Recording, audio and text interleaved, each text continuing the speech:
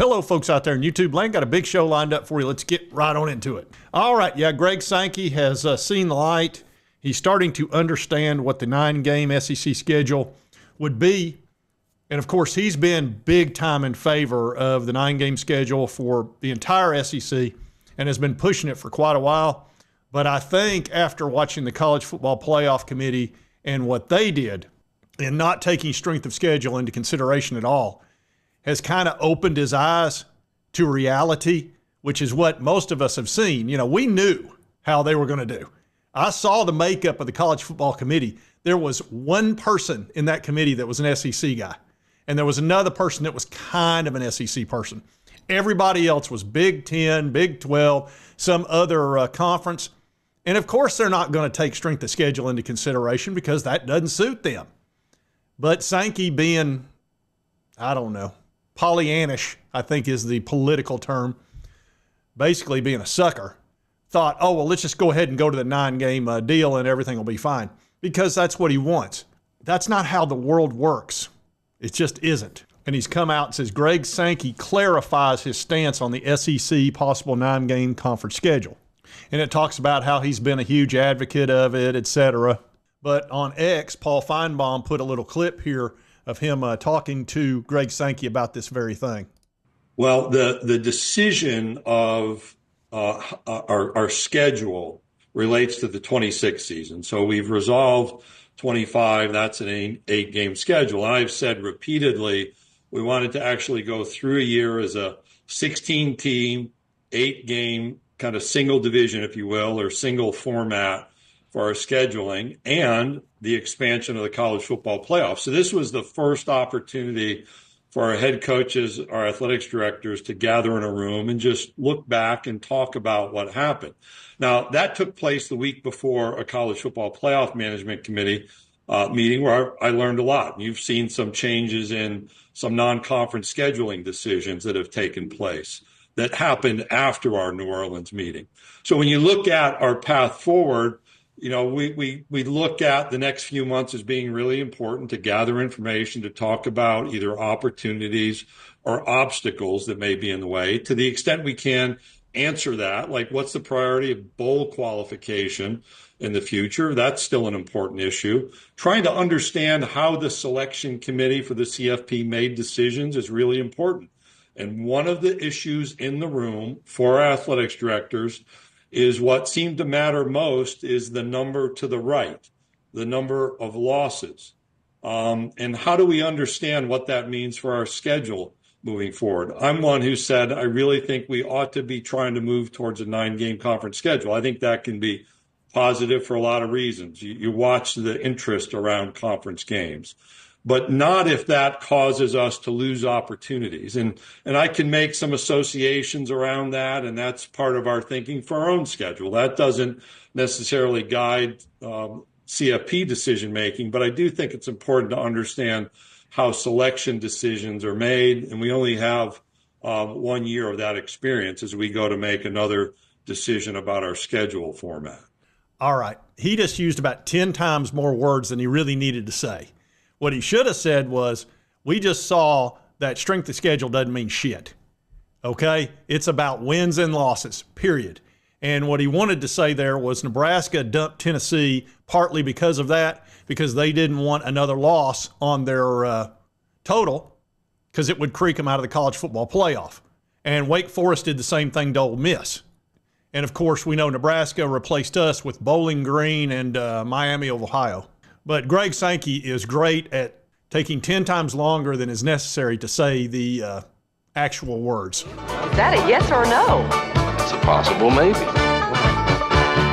Ooh, I love to dance a little sidestep. Now they see me, now they don't. Have come and gone. Oh, yeah, he loves to do a little, look, these commissioners are paid to be sidesteppers. But if you'll remember, Greg Sankey punished the SEC and stuck them with the exact same 8-game schedule, exact same teams, no matter of strength or any of that sort of thing. So Florida, for example, is stuck with a horrible schedule, and Ole Miss and Missouri got easy schedules, and they get to repeat that. Mississippi State, same thing. They've got a really brutal schedule, and they get to repeat it. So that was sort of him having a little tantrum of saying, look, I didn't get what I wanted, so I'm just going to stick you with the identical schedule. I'm not even going to bother working on it. And I actually like Greg Sankey. I think he's done a fine job. It's just, he's a little bit spoiled and he wants what he wants. And if he doesn't get it, he can be difficult. So it does appear to me he understands at least that if we go to a 9-game schedule, given the strength of the SEC from top to bottom, it's going to hurt our opportunities to get into the playoff. That's why he's pushing for the 4 guarantees in 2026 with the 14 or 16 team college football playoff and Big Ten and SEC having those guaranteed teams in. If you get the guarantees and you get TV rights increased in the SEC by a minimum of $5 million a team, I would not even consider going to a 9-game without that money. That money has to be promised and in writing. Also, you're going to have the guaranteed spots in the college football playoff because that committee doesn't give a crap about your strength of schedule. They proved that beyond a shadow of a doubt. That meant nothing to them. So, again, I think Greg is finally starting to see the light that they don't see the SEC the way a lot of people do. As a matter of fact, there's probably a lot of bitterness towards that conference because SEC dominated for so long. The Big Ten is caught up now, at least on the top of their conference. The teams up there, the Penn State, Ohio State, Oregon, etc., those teams are really good. They can play in the SEC. That used to not necessarily be the case. And especially the bottom of the Big Ten used to be, they're starting to maybe get a little bit better, but it doesn't compare to the SEC when it comes to strength from top to bottom. It does on the top. So Sankey's starting to see the light a little bit, which I think is a good thing for the SEC. If we do go to 9 games, there better be a lot in the pot for us. I mean a lot. Otherwise, stick with the 8 because the committee does not care. They're just going to look at wins and losses.